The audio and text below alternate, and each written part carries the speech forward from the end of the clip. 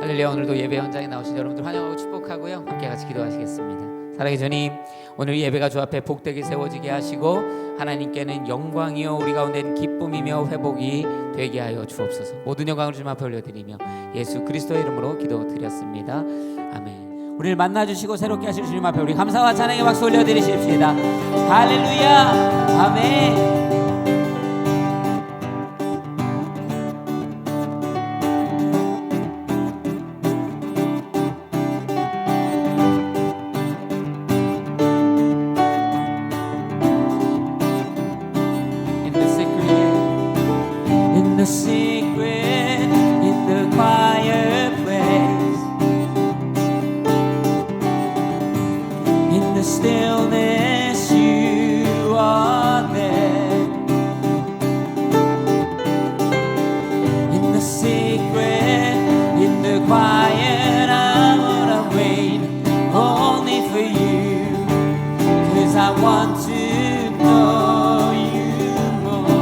Again in the secret,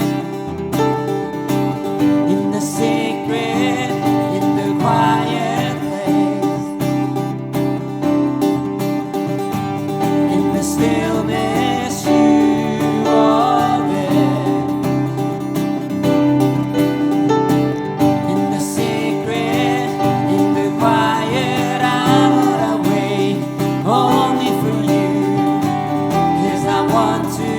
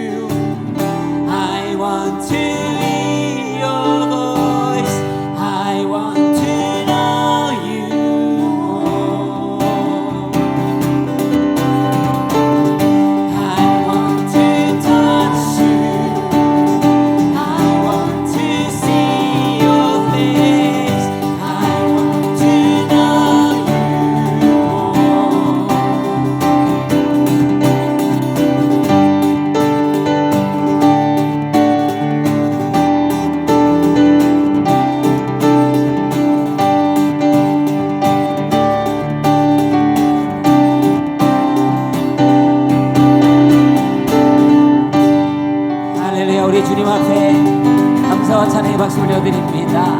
아멘.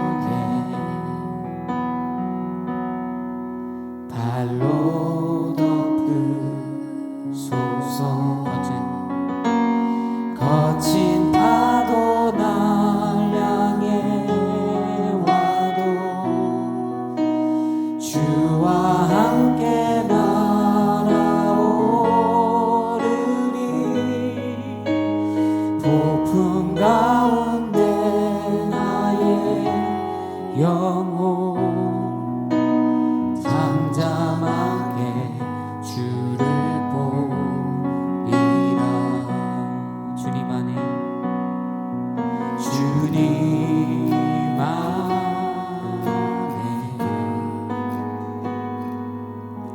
나 거하리.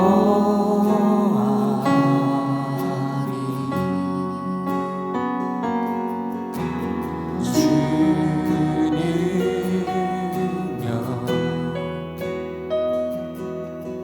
나 잠잠히 믿네. 거친 파도 날 향해 와도 주와 함께 날아오르리. 폭풍 가운데 나의 영혼 잠잠하게 주를 보. 예, 고백합니다. 거친 파도 날 향해 와도 주와 함께 날아오르리. 폭풍 가운데 나의 영혼 잠잠하게 주를 보. 거친 파도 날 향해 와도 주와 함께 날아오르리. 폭풍 가운데 나의 영혼 잠잠하게 주를 보리라.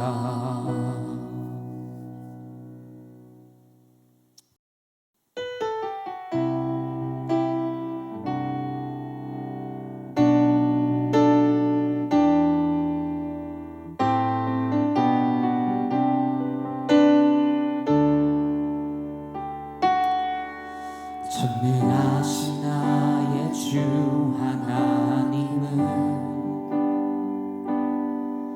능치 못하실 일 전혀 없네. 우리의 모든 간구도 우리의 모든 생각도 우리의 모든 꿈과 모든 소망도 신실하신 나의 주 하나님은 우리의 모든 괴로움 바꿀 수 있네. 불가능한 일 행하시고 죽은 자를 일으키시니 그를 이길 자 아무도 없네. 주의 말씀 의지하여 깊은 곳에 금을 던져 오늘 그가 놀라운 일을 이루시는 것보다 주의 말씀 의지하여 믿음으로 금을 던져 믿는 자에게 능치 못한 없네. 전능하신 나의 주 하나님은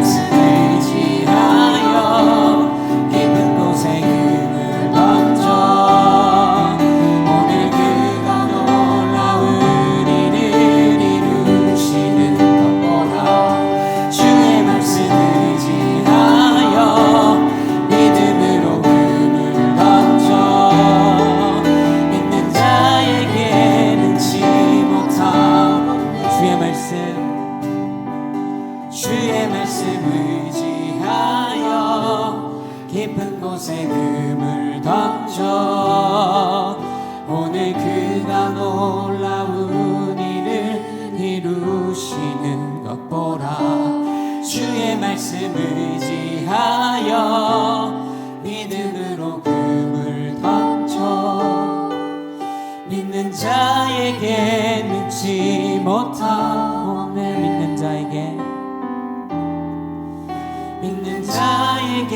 늦지 못하.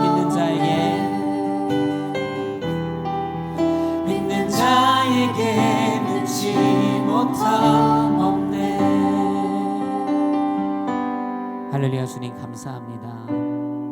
하나님, 주님의 능력이 우리를 보호하고 주님이 인도하시며 공급하시고 구원하시고 새롭게 하시는 줄로 믿습니다. 이 어려운 시국을 찬양한 것처럼 주를 의지함으로 넘어서게 하여 주시고 또 이 어려운 시절에 우리의 마음을 다하여 주를 더욱더 사모함으로 주를 알고 듣고 보며 주와 함께 친밀한 교제 가운데로 나아가 예배의 영성을 상실하지 않는 믿음의 자녀 되게 하여 주옵소서. 모든 영광 주님 앞에 올려드리며 예수 그리스도의 이름으로 기도드렸습니다.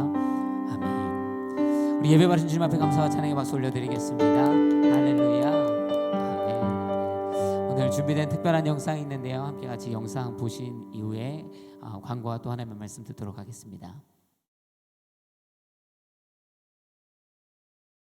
안녕하세요. 소영입니다. 지금 코로나 바이러스로 인해서 많은 분들이 전 세계적으로 지금 힘들어하고 있는데요. 특별히 뉴욕에 계시는 성도 여러분들에게 이런 영상 메시지를 전하게 될 수 있어서 하나님께 영광이 있고 또 감사합니다.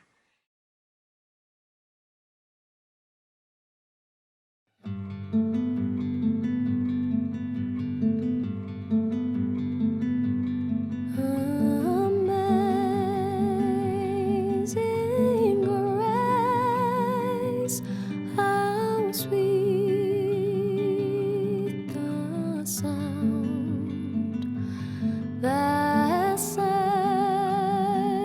a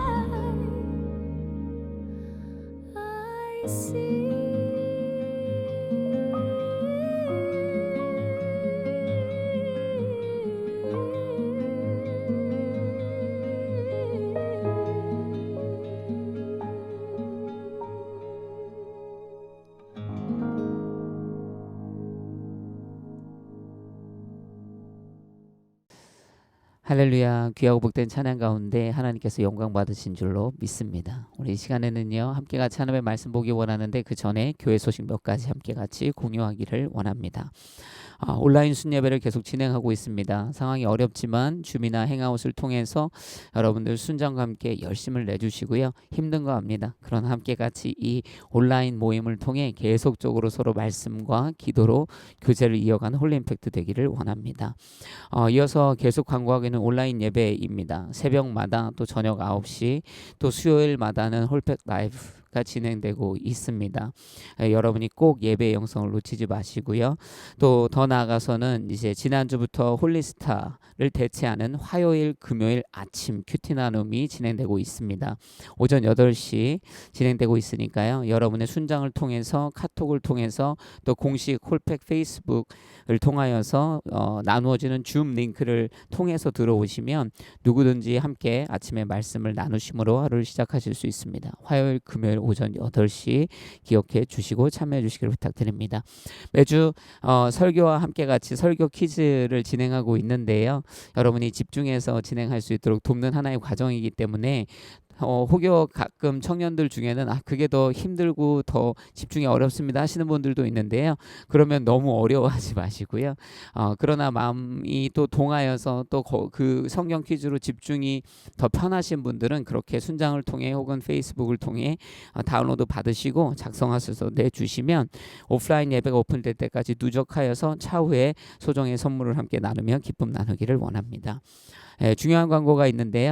8주년을 맞아서 이상준 목사님을 모시고 온라인 집회를 진행하게 됩니다. 5월 1일 금요일 또 5월 2일 토요일 5월 3일 주일 1, 3부까지 여러분들이 이 두려움 너머의 삶이라는 주제로 진행되는 온라인 집회에 꼭 같이 참여해 주셔서 함께 같이 도전도 받으시고 위로도 받으시고 새롭게 마음의 결단이 있게 되는 귀한 시간들 되기를 축복합니다.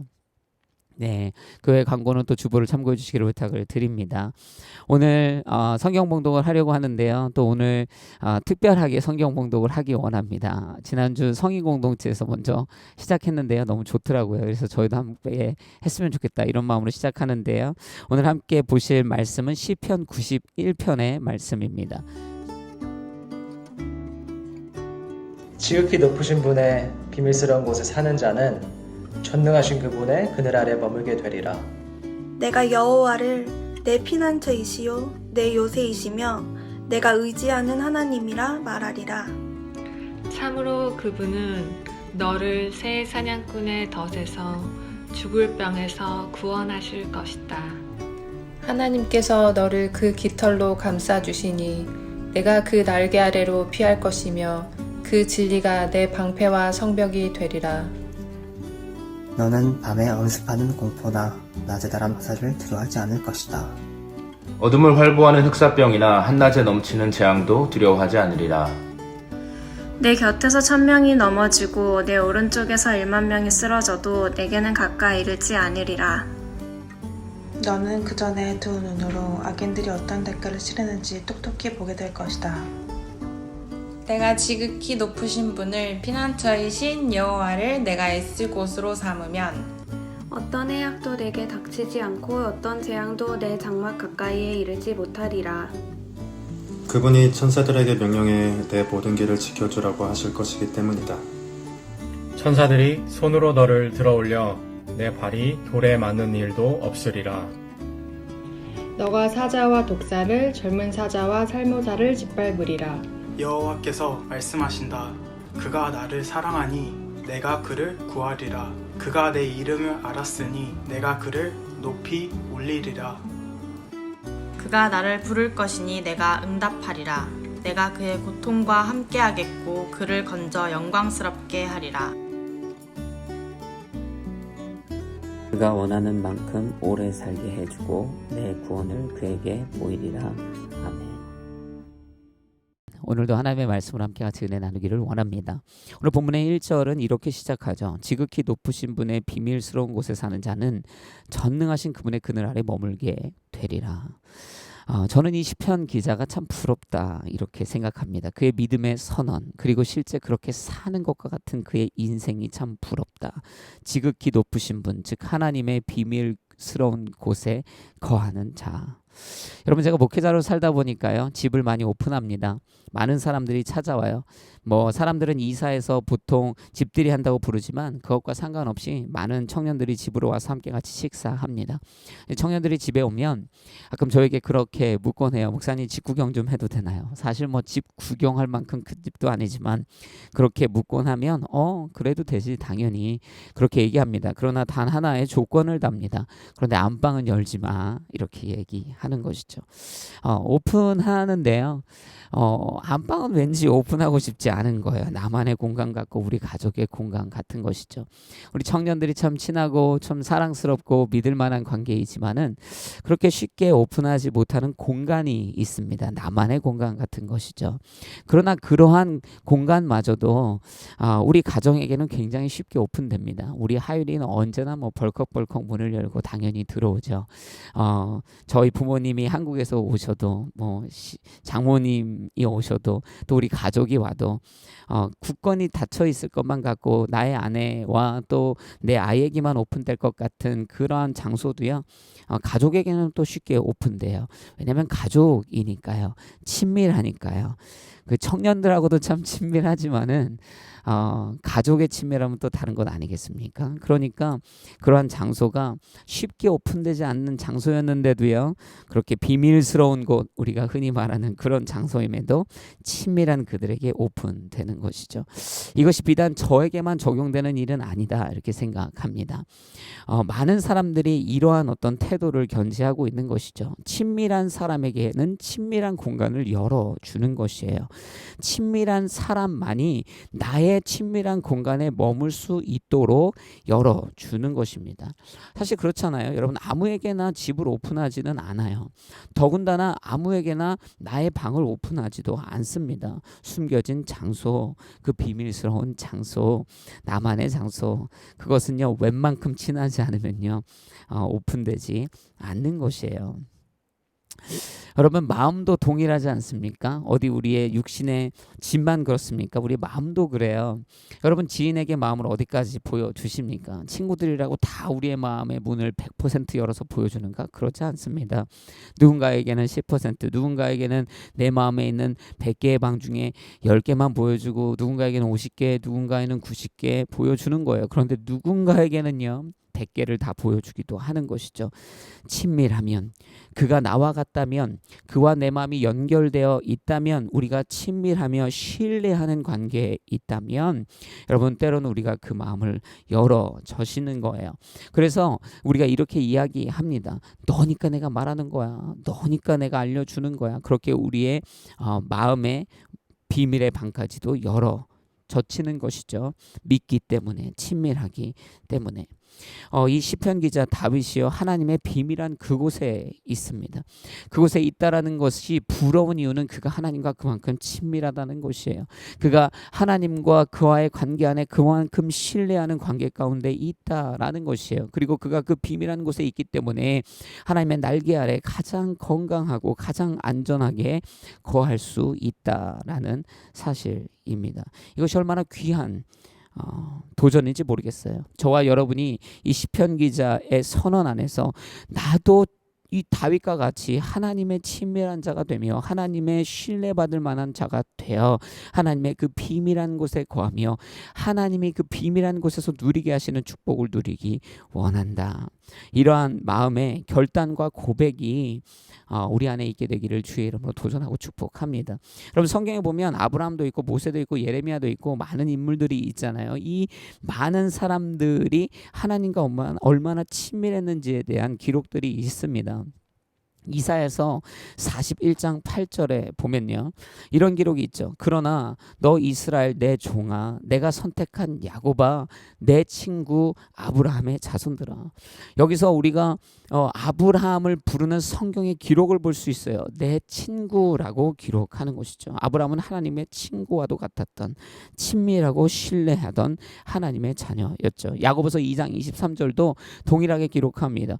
그래서 아브라함이 하나님을 믿으니 이것이 그에게 의로 여겨졌다라고 한 성경이 이루어졌고 그는 하나님의 친구라고 불렸습니다. 이것이 성경의 기록입니다. 아브라함은 하나님의 친구와 똑같은 사람, 하나님의 가장 그 비밀스러운 곳에서 하나님과 교제하며 신뢰하며 하나님의 보호와 은혜를 누리며 살아갔던 인생입니다.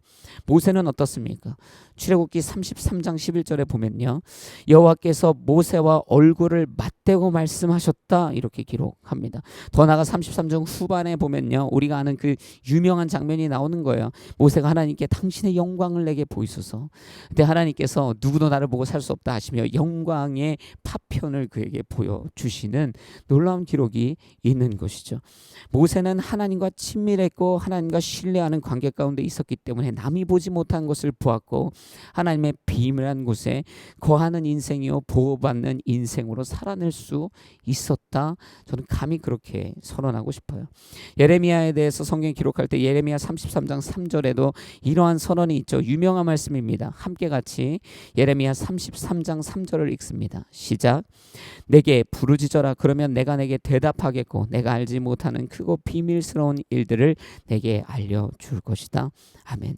이것이 하나님께서 예레미야에게 보여주셨던 축복이며 반응입니다.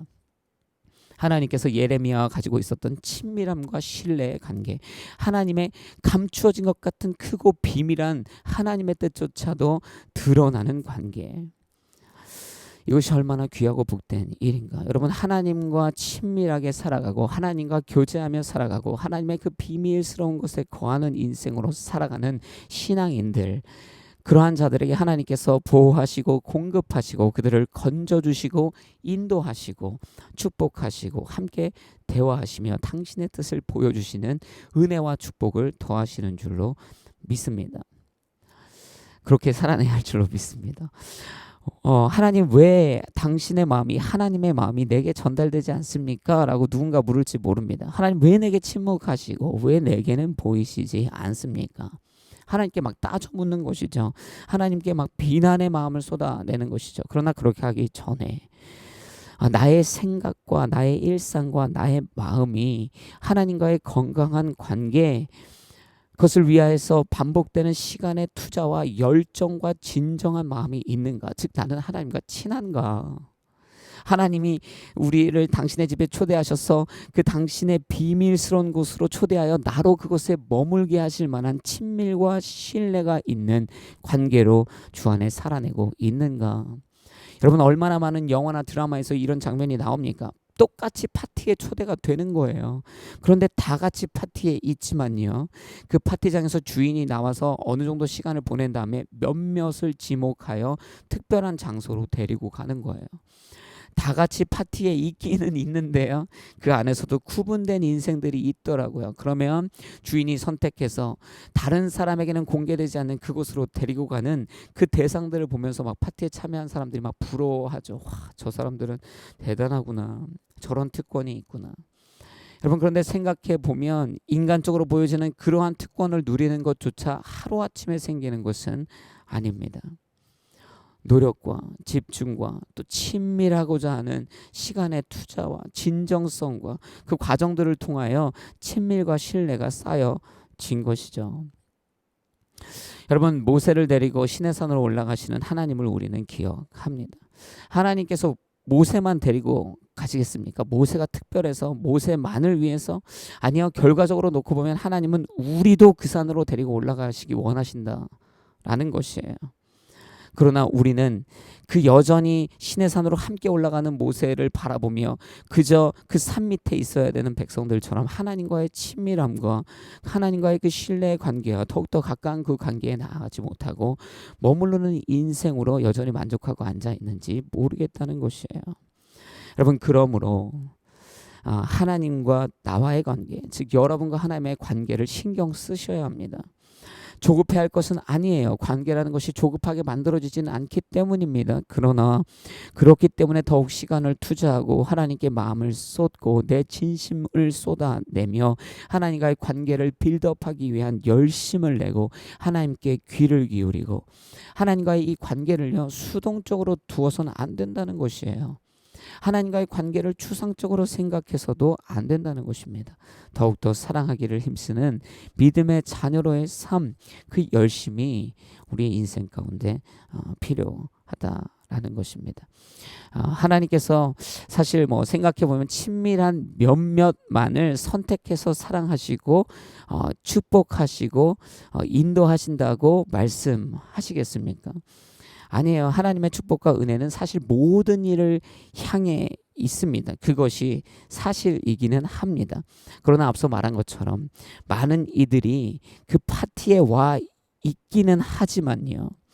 모두가 다 그 비밀스러운 방으로 초대되는 것은 아니잖아요. 그러니까 하나님이 그냥 파티에 초대한 정도로 만족하는 신앙의 인생이 아니라 하나님을 더욱더 사모하고 그 친밀한 관계를 통하여 그 신앙의 크고 비밀한 자리까지로 들어가려고 하는 노력이, 그 영적인 노력이, 그 자세가 우리 가운데 필요하다라는 사실입니다. 하나님과 대면 지내는 사람들이 있어요. 하나님과 내외한다라고 하죠. 좀 어색해하는 사람들이 있어요. 하나님 앞에 체면 차리려고 하는 사람들이 있습니다. 그 행동을 멈추셔야 됩니다. 하나님과의 관계를 어렵게 생각하고 하나님과의 관계에서 선을 긋는 인생을 멈춰내야 합니다. 저도 그런 실수 많이 하거든요. 제가 낯을 많이 가리기 때문에 사람들이 먼저 오픈해서 놀러 오라고 하고 이리 오라고 하고 막 이럴 때가 있어요. 그럼 저는 괜찮습니다. 저는 원래 아싸입니다. 라고 하고 그냥 혼자 있는 거예요. 혼자. 근데 그렇게 지내다 보면요. 분명히 나중에 후회할 때가 옵니다. 그때 좀 친해졌으면 이럴 때 좀 좋았을 텐데, 그때 좀 친해졌으면 이런 일들을 함께 할 수 있었을 텐데, 왜 내가 그렇게 오픈해서 다가오는 그에게 내가 나아가지 못했을까. 여러분, 그냥 친해지는 거는 없습니다. 그런 거는 없어요. 그냥 가까워지는 거는 없어요. 어느 날 누가 갑자기 그냥 내게 마음을 열고 막 뛰어오는 것은 아닌 것이에요. 하나님 앞에 저와 여러분이 나아가는 걸음이 필요합니다. 그러나 참으로 다행인 것은 하나님께서 먼저 다가와 주셨다라는 사실이에요. 그분께서 먼저 오셨죠. 요한계시록 3장 20절에 그 유명한 말씀의 기록이 이렇죠. 보라, 내가 문 앞에 서서 두드리니 누구든지 내 음성을 듣고 문을 열면 내가 들어가서 그와 함께 먹고 그는 나와 함께 먹을 것이다. 아멘. 친밀함이라는 이 문이요, 누구에게나 열려져 있는 것이에요. 주님께서 문을 두드리고 계신 것이죠. 우리가 문을 열기만 하면 들어갈 수 있는 것이고 마주할 수 있는 것이에요. 그러니 주님 앞에 더욱더 다가가십시오. 다가가야만 합니다. 친밀해져야만 합니다. 그분의 부르심 앞에 예배의 현장으로, 말씀의 현장으로, 기도의 자리로 들어가야 합니다. 하나님을 떠나지 않는 인생, 그분께 묻고 기도하며 집착하는 인생, 하나님께 조르고 감추지 않는 인생, 쏟아내고 기도하는 인생, 즐겁게 나의 인생 하루하루의 걸음을 조잘되는 그러한 자녀와도 같은 인생, 내 인생의 마음 깊은 곳에 있는 슬픔까지도 가감없이 쏟아내는 신뢰하는 친밀한 인생. 그렇게 하나님의 비밀한 곳에 머물 때에요, 하나님의 위로와 격려와 공급과 보호와 안전을 누리게 되는 것이에요. 여러분, 예수 그리스도께서 이 땅을 거니시며 12명만 제자로 부르셨겠습니까? 여러분, 부자 청년에게도 너는 돈을 다 팔고 너 가진 것을 다 팔고 그것을 나누고 나를 따르라, 그 청년에게만 해도 얘기하셨잖아요. 그러나 문은 열어주셨으나 따라가지 않는 인생들이 있었죠. 여러분, 친밀함의 자리로 나아가야 합니다. 오늘의 이 신앙의 자리, 파티에 와 있다고 그것으로 만족할 것이 아니라 그 하나님의 친밀한 현장에까지 들어갈 수 있도록 오늘 더 신앙의 열심을 내어 내가 주님의 베프가 되겠다 결단하시고 그 자리로 들어가 전에 경험하지 못한 하나님의 크신 축복과 은혜를 경험하는 저와 여러분이 되셔야 할 줄로 믿습니다. 오늘 본문의 5절과 6절을 함께 같이 읽겠습니다. 함께 같이 5절 6절 읽습니다. 시작. 너는 밤에 엄습하는 공포나 낮에 날아오는 화살을 두려워하지 않을 것이다. 어둠을 활보하는 흑사병이나 한낮에 넘치는 재앙도 두려워하지 않으리라. 아멘. 여러분, 이 트라우마의 문제 우리가 많이 접해서 알고 있습니다. 각자에게 엄습하는 공포가 있는 것이에요. 누군가는 어둠을 두려워하죠. 누군가는 사람을 두려워해요. 누군가는 저처럼 높이를 두려워하기도 하고요. 가난을 무서워하고 관계를 무서워하고요. 누군가는 또 질병을 무서워하죠. 미래에 대한 두려움에 사로잡힌 자, 공간을 무서워하는 자, 무서움의 종류를 나열하면요. 너무너무 많아요. 입이 아플 지경입니다. 우리가 일명 포비아라고 부르잖아요. 그래서 이것이 질병화되어 있죠.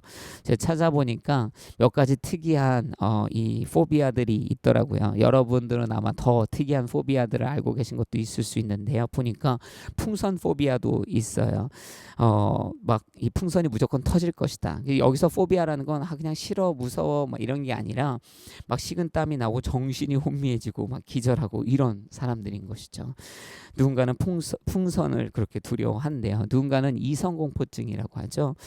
이성을 막 싫어하는 건 아니에요. 그런데 이성하고 말을 섞을 수 없어요. 이성이 옆에 있으면 막 식은땀이 줄줄 흐르고 막 머리가 하얘지고 결국엔 막 기절하고 막 이러는 것이죠.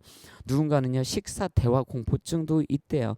제가 없는 거 만드는 게 아니라 의학적으로 있는 공포증이라는 거예요. 누군가는 아이 공포증도 있는 것이죠. 아이랑 같이 한 자리에 있을 수 없는 거예요. 아이가 뭘 해서가 아니라 그냥 아이가 두려운 것이죠. 누군가는 슬픈데요, 장모님 공포증도 있다 그래요. 또 비행 공포증, 아까도 말했지만 폐쇄나 또 이런 뭐 공황장애나 이런 거 아니겠습니까? 뭐 어떤 장소에 의해서 잘 모르겠지만 저도 그러니까 높이에 대한 공포증이 조금 있는데 비행할 때도 막 떨리면은 굉장히 무섭거든요. 근데 그 정도가 아니라 아마 감당할 수 없는, 누군가는 길을 건너는 공포증 이런 것도 있다고 해요. 자기 냄새 공포증 되게 웃겼습니다. 자기 몸에서 냄새가 날 거라는 공포증이 있는 거예요. 그래서 어디 나가지도 못하고 계속 막 씻어내거나 뭐를 뿌려야 한다는 것이에요. 누군가는 뭐 비둘기 공포증, 잘 알려진 뾰족 공포증, 뭐 거울 공포증, 여러 가지 공포증들이 있죠. 우리 안에 내재되어 있는 불안과 불신들이 있습니다. 어떤 두려움의 대상들이 있는데 그것을 특정화하여 우리의 인생의 두려움의 대상화를 시켜 버려요. 그러면 그것을 보면요, 그때부터 우리의 몸이 반응하죠. 앞서 말한 것처럼 막 식은땀을 흘리고요, 막 호흡이 가빠지고요, 정신이 혼미해지고 기절하여 일상생활을 하지 못할 정도가 되는 것이에요. 그런 결과가 생기는 것이죠. 여러분, 이런 두려움에, 이런 포비아의 질병을 마주하게 되면 심리적 치료로 무엇을 하게 되는가? 많은 방법들이 있겠죠. 그러나 많이 알려진 것이 바로 이 두려운 대상을 직접 마주하면서 타파하는 방법이죠. 일명 노출요법이라고 이야기할 수 있습니다. 두려운 대상을 마주하는 것이에요. 점진적으로나 급진적으로나 마주하는 것이죠. 그 두려운 대상을 마주하면요, 힘들죠. 아까 말한 것처럼 땀이 나고 호흡이 가빠지고 정신이 혼미해집니다. 그러나 일정 시간 그 두려움의 대상을 반복하여 마주하면서 점점 그 시간을 늘려가다 보면 또 그 마주하는 과정 가운데서 위로와 평안들이 조금 더 확장되기 시작하면 결국에 그 두려움의 대상을 직면하여 극복하는 결과를 보게 되는 것이에요. 그러나 그렇다면 이 노출요법이 환자 혼자 두려움 대상을 마주하는 것인가? 그렇지는 않습니다. 결론적으로 보면 이 환자가 두려움의 대상을 혼자 만나게끔 만들기는 할 거예요. 그게 결론이죠. 그러나 시작부터 그렇게 하지는 않습니다. 이 노출요법을 시작할 때 한 가지 반드시 충족되어야 하는 세팅이 있는데 그것은 무엇인가? 그것은 바로 의사의 편재입니다. 의사가 있어야 한다는 것이에요. 노출요법은 의사의 입회하에 진행됩니다. 의사가 그 현장에서 함께 있고 함께 보고 필요에 따라 간섭하고 손을 잡아주고 위로해주고 격려해주고 옆에서 마땅히 해야 될 이야기들을 해주는 것이에요. 즉, 그 두려움의 대상을 직면하고 있는 그 환자의 옆에서 그가 그 두려움의 대상을 뛰어넘을 수 있는 힘의 기초가 되어주는 것입니다. 혼자 두려움의 대상을 마주하면요, 오히려 그 두려움의 대상에 함몰되어 쓰러질 수 있어요. 그러나 그 전문 의사가 옆에서 대기하면요, 옆에서 딱 상황 보고 정확한 판단하는 거예요. 그리고 정확한 방법으로 그 두려움의 대상을 직면하여 위험하고 힘들고 어렵지만 그 트라우마를 극복하게 하는 것입니다. 우리가 앞서 어떤 말씀을 읽었습니까? 5절 6절에 보니까 너는 밤에 엄습하는 공포나 낮에 날아오는 화살을 두려워하지 않을 것이다. 어둠을 활보하는 흑사병이나 한낮에 넘치는 재앙도 두려워하지 않으리라. 5절에도 두려워하지 않을 것이고 6절에도 두려워하지 않을 것이라는 거예요.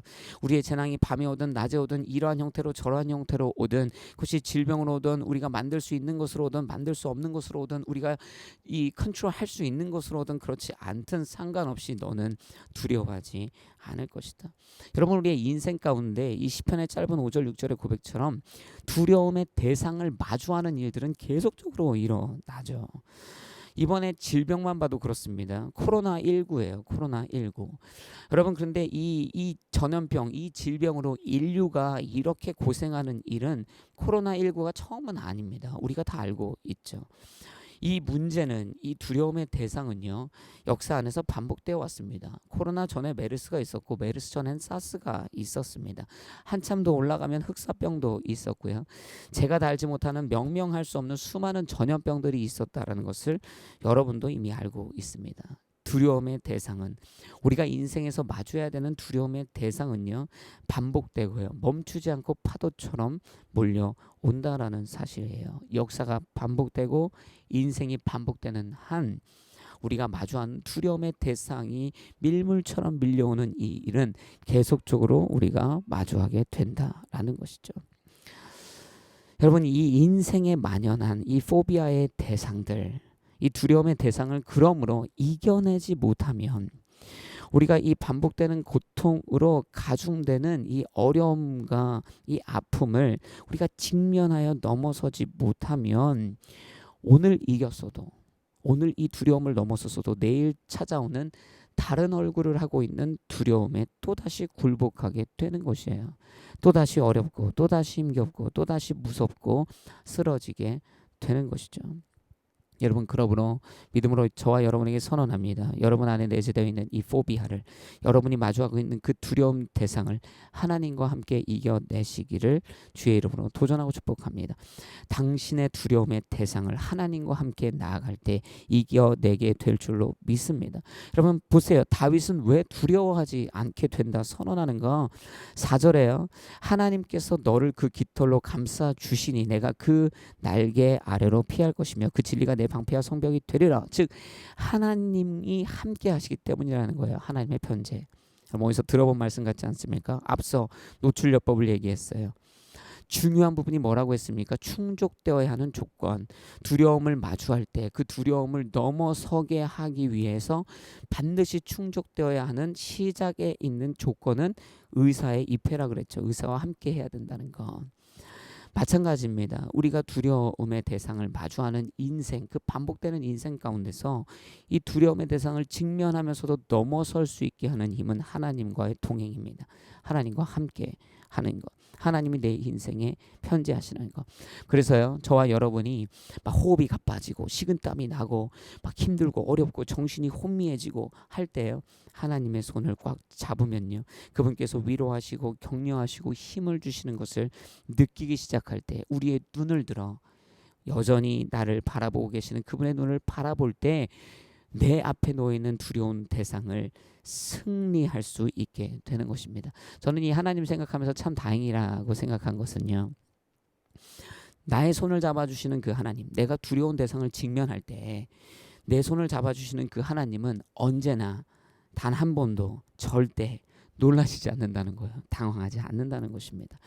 여러분 아무리 의사가 옆에 있어도요, 의사도 두려워하면요, 내가 너무 막 두려워서 호흡이 짧아지고 막 정신이 없어서 나를 위로할 의사를 찾아서 손을 잡는데 그 의사도 그 상황에 놀라고 있으면 무슨 위로가 되겠는가. 그러나 우리 하나님은 어떤 상황에서도 당황하지 않고 놀라시지 않고 두려워하지 않고 우리의 손을 잡으시며 인자하게 웃어 주시는 것이죠.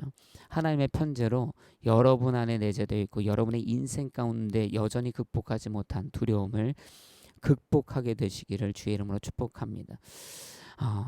두려움을 피하는 인생이 아니라 두려움을 이기는 인생이 얼마나 아름다운 인생인가.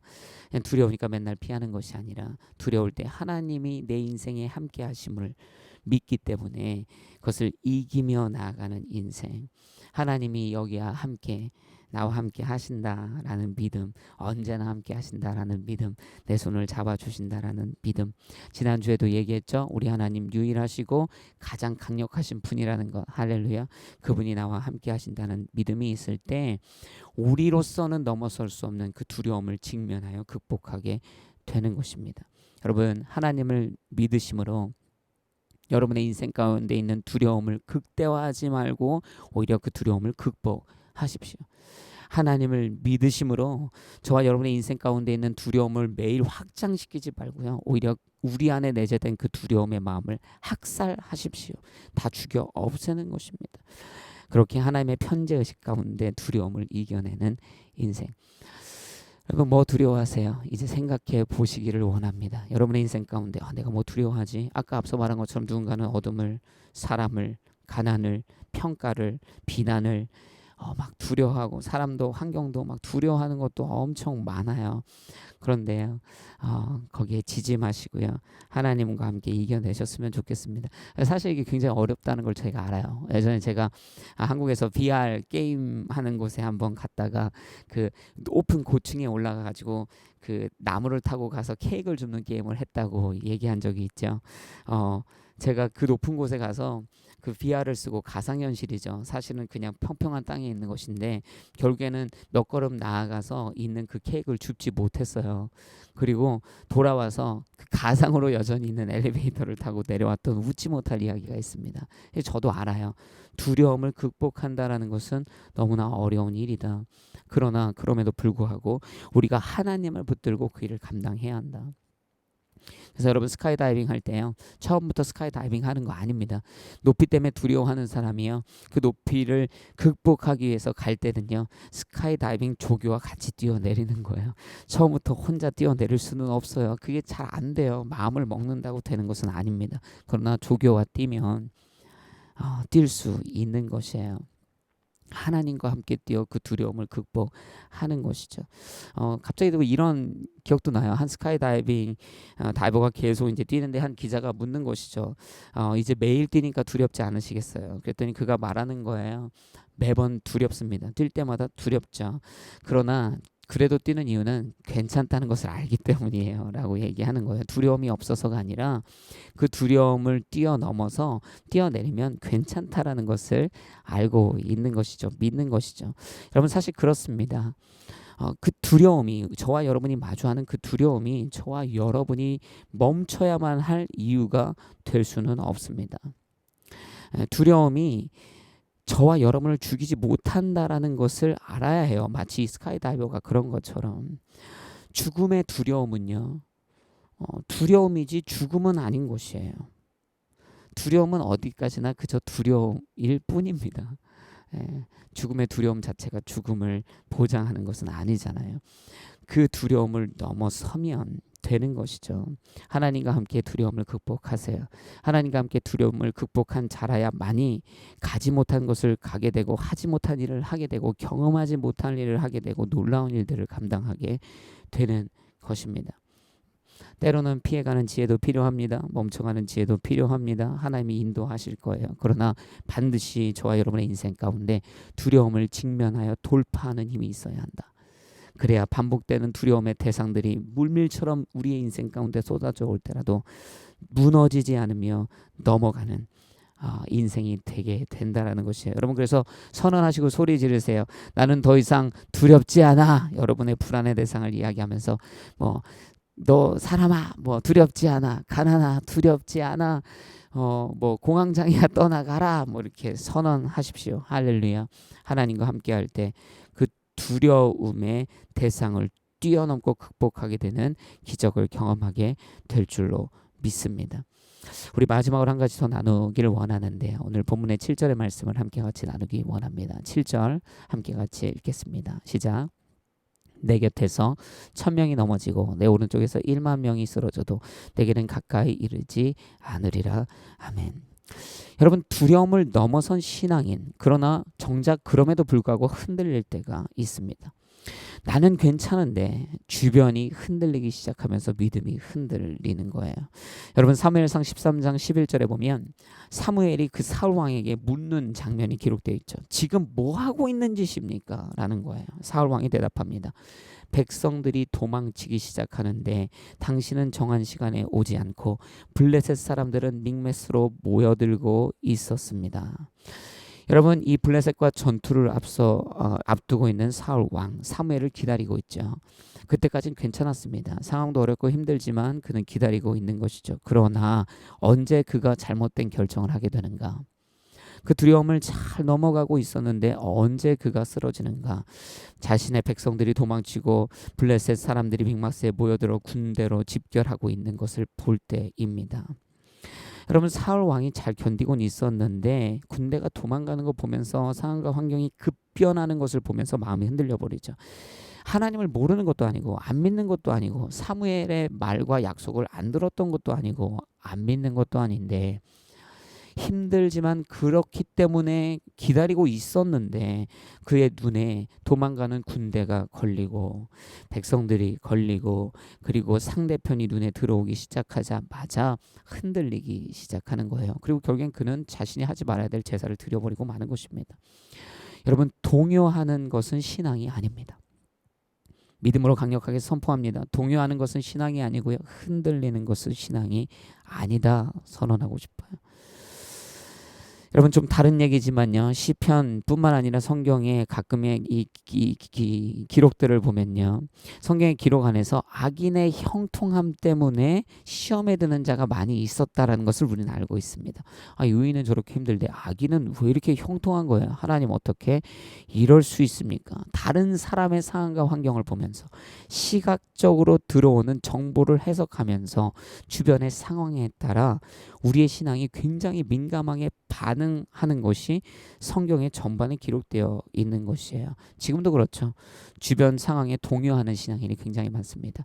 두려움의 문제도 있지만 주변의 상황에 동요하는 이것 또한 문제입니다. 두려움을 이겨냈는데 주변의 이 상황은 뛰어넘지 못하는 것이에요.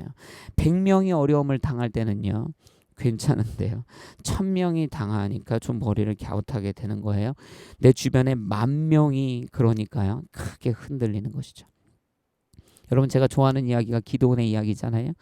기드온의 이야기를 보면 미디안과 전쟁을 위해 사람들이 모입니다. 3만 명이 넘는 32,000명에 가까운 사람이 모여들죠. 그때 하나님께서 기드온을 통해 말씀하시고 결국에는 이렇게 선언합니다. 두려운 사람들은 집으로 떠나라. 여러분, 그렇게 말하니까요. 결과적으로 10,000명이 남았는데 여러분 생각해보면 이렇습니다. 기드온이 두려운 사람은 집으로 떠나라 했을 때 그 32,000명 중에 20,000명이 1, 2, 3 카운트를 하고 일사불란하게 갑자기 20,000명이 다 빠졌겠는가? 여러분, 사실 그렇게 되지는 않았을 거예요. 떠나라 라고 했을 때 사람들은 주변을 두리번 했을 것입니다. 눈치를 보기 시작하는 것이죠. 눈치를 보다가 이내 한두 명이 움직이기 시작했을 것입니다. 한두 명은 동요하는 두세 명을 만들어냈을 것이고 그 두세 명이 10명으로 10명이 100명으로 100명이 1000명으로 1000명이 10,000명으로 아니 움직일 생각 없었는데 그 떠난 20,000명 중에는요. 그래 우리가 연약하지만 이렇게 많은 숫자가 있으니 우리가 감당할 수 있을 거야. 가자. 아마 그렇게 결단하고 있었던 사람이 있었는지도 모릅니다. 그런데 사람들이 한두 명씩 움직여요. 그때까지만 해도 그래 괜찮아. 뭐 그럴 수 있지. 나는 좀 더 견뎌보자. 그런데 조금 더 많이 움직여요. 100명이 되고 1000명이 되고 10,000명이 움직인다고요? 그러면 다 움직이는 것 같아요.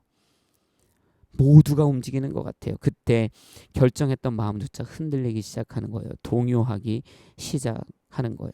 다수가 움직이자 다 잡고 있었던 마음, 두려움에도 결정했었던 그 마음이 다수가 움직이고 세상이 움직이는 것처럼 보이자 흔들리는 것이에요. 옆에서 1,000명, 10,000명이 움직이기 시작하면 그것이 우리의 신앙을 내려놓아도 된다라는 명분을 제공하는 것이 아닙니다. 세상이 그렇기 때문에 우리의 신앙이 동요해도 된다라는 것이 아닙니다. 신앙은 동요해서는 안 됩니다. 7절을 다시 보시면요. 7절에 내 곁에서 1,000명이 넘어지고 내 오른쪽에서 10,000명이 쓰러져도 뭐라고 합니까? 내게는 가까이 이르지 않으리라. 세상이 급변하고 세상이 그렇게 흘러가고 모두가 다 그런 것 같아도 다윗아 내게는 가까이 이르지 않으리라. 이 믿음의 선언, 하나님의 선포이기도 하며 우리에게 향한 하나님의 선포이기도 하며 믿음의 선언이기도 하죠. 우리에게는 이르지 않는다는 것이에요. 그것이 결론입니다. 8절부터 16절까지 오늘 본문의 말씀이 동일한 얘기를 하는 거예요. 1000명이 넘어지고 10,000명이 넘어져도 그 일이 너에게는 이르지 않을 것이다. 8절에 보면 너는 그저 내 두 눈으로 악인들이 어떤 대가를 치르는지 똑똑히 보게 될 것이다. 9절에 내가 지극히 높으신 분을 피난처이신 여호와를 내가 있을 곳으로 삼으면 어떤 해악도 내게 닥치지 않고 어떤 재앙도 내 장막 가까이 이르지 못하리라. 11절에 그분이 천사들에게 명령해 내 모든 길을 지켜주라고 하실 것이기 때문이다. 이어지는 것이에요. 그런 일은 일어날 리 없다. 이것이 성경의 결론입니다. 세상이 다 그래 보여도 전체가 다 움직이는 것 같아도 2만 명이 빠지는 그 순간에 모두가 다 집에 가는 것 같아도 그럼에도 불구하고 하나님께서 함께 하시고 지키시고 승리케 하시겠다고 약속하고 계신 것입니다. 그러나 이 결론을 보기 전에요. 믿음을 잘 지키던 사람들도 옆에서 10,000명 움직이면 동요한다라는 것이에요. 인생이라는 현장에 서 있으면 저와 여러분이 이미 경험한 것처럼 세상이 동요할 때 동요하지 않는다는 것이 참 쉽지 않다는 것을 알게 됩니다. 옆에서 막 픽픽픽픽 쓰러지면요. 결단했던 마음에서도 동공지진이 일어나는 거예요. 어려움에 막 긴박한 상황이 흘러갈 때 한 사람이 외칩니다. 여기 서 있어야 삽니다. 막 긴박하게 여기 반드시 서 있어야 돼요. 지키는 사람이 삽니다. 선언하는데요. 옆에 막 사람들이 쓰러지고요. 사람들이 100명, 1000명, 10,000명 뛰기 시작하면요. 여기 서 있어야 산다고 외친 사람조차도 도망가기 시작하죠. 동요하는 것이에요. 여러분 그러나 믿음으로 선언합니다. 말씀을 붙들고 선언합니다. 진리를 붙들고 선언합니다. 하나님을 믿는 믿음 안에서 절대 동요하지 마십시오. 구원의 하나님, 그 하나님의 그 믿음의 이 이르는 그 구원에 이르는 이 선언 앞에서 동요하지 마십시오. 예수님이라고 하는 구원에 이르는 단 한 길 앞에서 붙잡은 이 믿음이 흔들리지 않도록 동요하지 마십시오. 하나님께서 주신 확고한 사명에서 동요하지 마십시오. 여러분 시각으로 신앙생활하면 동요할 수밖에 없습니다. 자꾸 보는 것으로 해석하고 신앙생활하면 동요하는 것이에요. 청각으로 신앙생활하면 동요합니다. 그랬대 안 좋대 넘어진대 쓰러진대 죽는데 청각으로 신앙생활하면 동요해요. 상황으로 신앙생활해도 동요합니다. 시각과 같은 마음이죠. 여러분 기도원의 그 300용사에게 돌아가 볼까요? 그 300용사의 마음이 어땠겠어요? 10,000명은요. 자, 32,000명 있는데 집에 두려운 사람 돌아가라. 그랬더니 막 2만 명이 돌아갔어요. 전체가 다 빠지는 것 같은데 어떻게든 지켜내고 보니까 다 간 줄 알았는데 아직 10,000명이나 있는 거예요. 여러분 10,000명이 얼마나 많은 숫자인지 아십니까? 10,000명이 이런 어떤 체육관에 앉아 있는 게 아니라 이렇게 플랫하게 서 있으면요. 내가 서 있는 곳에서 10,000명은요. 끝이 보이지 않는 사람들입니다. 발끝을 들고 이렇게 봐도요 엄청나게 많은 사람들이 있는 거예요. 여전히 많은 숫자예요. 힘이 나는 숫자입니다. 내 시각으로 보면 3만이나 만이나 사실은 내 자리에서 둘러보면 거의 비슷합니다. 왜냐하면 끝이 안 보이는 사람들이기 때문이에요. 그랬더니 이제 그 10,000명들이 아마 그래 이 정도면 갈 수 있어. 현실은 아니었을지 모르지만 이 정도면 승리할 수 있어. 그들이 여전히 흔들리지 않고 가려고 했는지 모릅니다. 그런데 우리가 아는 바와 같이 하나님이 여기도 많다 하셨죠. 물을 먹게 하시고 자그마치 9,700명을 잘라내십니다. 그렇게 9,700명이 간 거예요. 자, 이제 우리가 잘 아는 300명이 있습니다. 300은요. 이제 둘러보면 다 보이는 숫자예요. 여러분 우리 홀리 임팩트가 300명이잖아요. 우리 본당에만 있어도 빈자리가 여기저기 막 보이는 숫자입니다. 서로 띄엄띄엄 얼굴도 다 보이고요. 빈 곳 보이고 몇 명 있는지 다 보입니다. 하물며 3만 명 넘게 있다가 그 들판에 서 있는 300이에요. 여러분 딱 눈을 들고 보면요. 그 숫자적 초라함, 눈에 보이는 초라함이 그들의 눈을 통해 뇌관을 자극했을 것이다. 저는 이렇게 생각합니다. 안 보이던 셀 수 없는 수많은 사람들이 이제 얼추 하면 셀 수 있는 숫자로 전락해 버린 것이죠. 그러나 이 300이 성경의 기록에 따르면 누구 하나 저는 이렇게까지 하려고 했던 건 아닌데 저는 돌아가겠습니다 하지 않았어요. 그들은 시각의 신앙이 아니었던 것입니다. 그들의 신앙이 시각이었다면, 청각의 신앙이었다면, 상황의 신앙이었다면, 즉 그것에 동요되는 인생들이었다면 300 됐을 때 그들도 저는 여기까지는 아닌 것 같습니다. 돌아가야 하는 것이죠. 그러나 그들은 믿음으로 함께 그 전쟁의 현장으로 나아가는 것입니다. 용맹한 믿음의 사람들. 10,000명이 모여서 마음의 안정이 있었을 수 있어요. 9,700명 가도 괜찮다는 거예요. 왜? 어차피 숫자 보고 믿은 게 아니니까. 어차피 보고 믿은 게 아니니까. 환경으로 계산하고 판단하고 믿은 거 아니니까. 하나님 믿은 거니까. 눈에 보이는 9,700명이 떠나갈 때 아쉬운 건 사실입니다. 그러나 하나님을 여전히 붙드는 것이에요. 하나님만 바라보는 것이에요. 쓰러지고 떠나가는 사람을 붙드는 것이 아니라 지금 당장 내 옆에 계시는 하나님을 바라보는 인생, 그 인생이 동요하지 않는 인생이에요. 그 인생이 사명의 현장으로 돌격하는 인생이 되는 것이에요. 전쟁터에서 장군이 명령합니다. 전진 앞으로. 여러분 그때요. 그 트렌치에서 벗어나서 세계 1차 대전에 막 뛰어나가는데요. 옆에서 총알 날아오는 거 맞고 쓰러지는 사람들 보면 절대 못 뛰어나갑니다. 그러나 무엇을 바라보고 나가는가? 장군이 전진 앞으로 했기 때문에요. 그 앞에 목적지를 향해 달려가는 자들이 그 두려움을 뛰어넘고 결국에는 그 승리의 진영으로 돌격하게 되는 것입니다. 여러분 총알이 빗발치는 것은 사실이나 하나님께서 보호하시는데 안 되겠는가? 라는 믿음이 저와 여러분 가운데 있어야 한다라는 것이죠. 여러분 시선의 신앙을 내려놓아야 합니다. 오히려 시선의 신앙은 내려놓고요. 사선의 신앙을 선택해야 돼요. 즉 죽기까지 하나님을 믿는 흔들리지 않는 신앙이 되기로 결단하셔야 됩니다. 신앙은 동요하는 것이 아니다.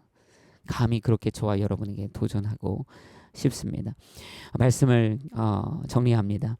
하나님과의 친밀함을 힘쓰십시오. 하나님께서 우리 모두에게 하나님의 축복하시고 파티로 초대하는 은혜를 주실 거예요. 그러나 그 친밀한 가운데 그 비밀한 곳에 들어가 하나님의 귀하고 복된 사명과 은혜와 크고 비밀한 일을 듣고 누릴 뿐만 아니라 보호를 누리는 하나님과의 친밀함과 신뢰의 관계를 힘쓰는 신앙인이 되었으면 좋겠고요. 하나님을 믿는 믿음으로 두려움을 직면하시고 극복하는 신앙인이 되시기를 도전합니다. 피하는데 우리가 굉장히 능숙할지 모르는데요. 하나님과 함께하면 직면하여 극복할 수 있다. 할렐루야. 믿으시고 주님과 함께 두려움을 직면하여 극복하시기를 축복하고요. 마지막으로 시각과 청각과 상황, 즉 상황으로 판단하고 해석하는, 그래서 동요되는 믿음을 버리고 굳건하여 동요하지 않는 신앙인으로 살아내는 저와 여러분이 되시기를 주의 이름으로 축복합니다. 기도하시겠습니다.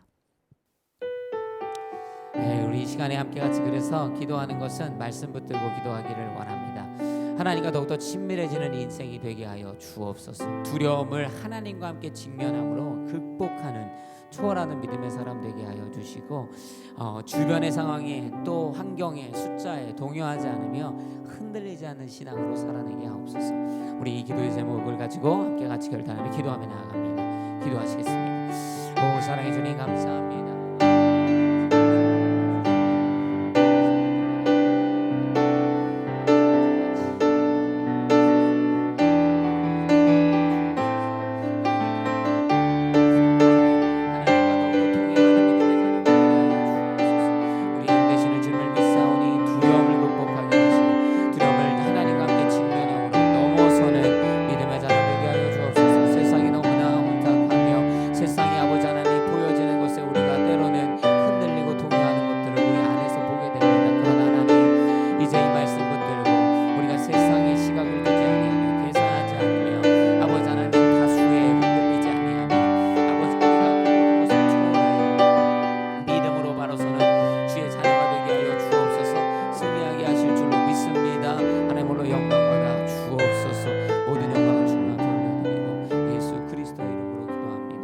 사랑해 주님 감사합니다.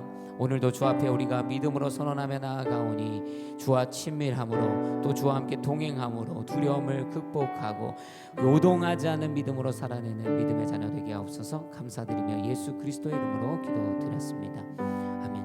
우리 다 같이 그곳에서 선 곳에서 일어나셔서 함께 같이 찬양하며 나아가겠습니다.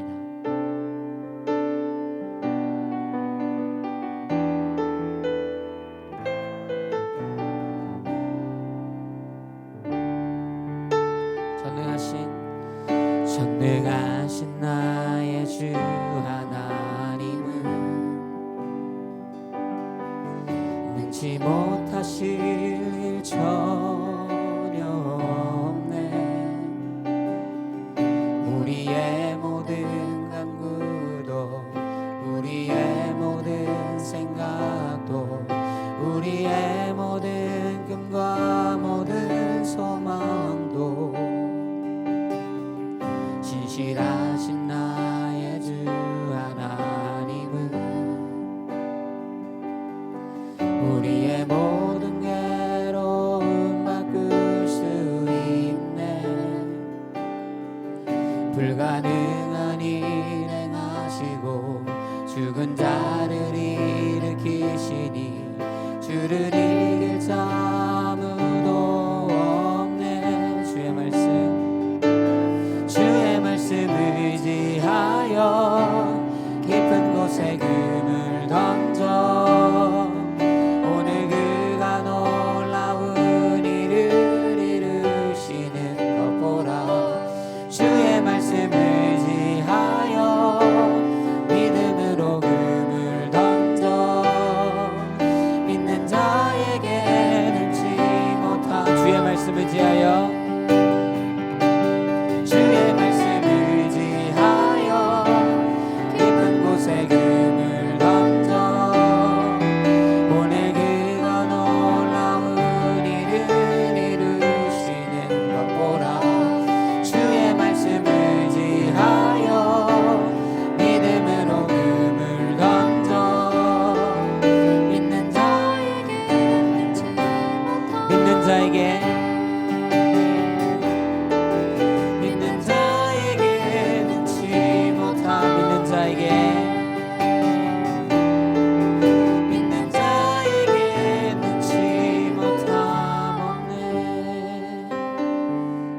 감사합니다. 오늘 주 앞에 우리의 마음에 결정하여 이 헌물을 드립니다.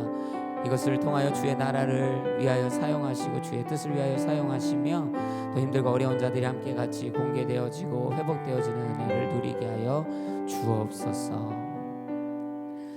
지금 우리 주 예수 그리스도의 은혜와 하나님 아버지의 크신 사랑과 성령님의 교통 역사하심이 오늘 주의 말씀 앞에 서서 주와 함께 친밀하게 또 주와 함께 동행하여 그 두려움을 극복하고 요동하지 않는 신앙인으로 살아가기로 결단하는 사랑하는 뉴저존 교회 모든 성도님들 홀팩 한 사람 한 사람 머리 위에 이들의 가정과 학업과 일터와 코로나로 고단하며 수고하는 많은 개인들과 가정과 민족 열방 위에 이제부터 영원토록 함께 계시기를 간절히 축원하옵나이다. 아멘.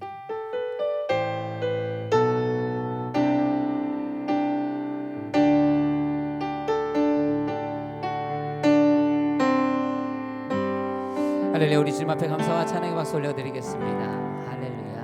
아멘. 주일 예배를 마쳤고요. 한 주 더 승리하시기를 주의 이름으로 축복합니다.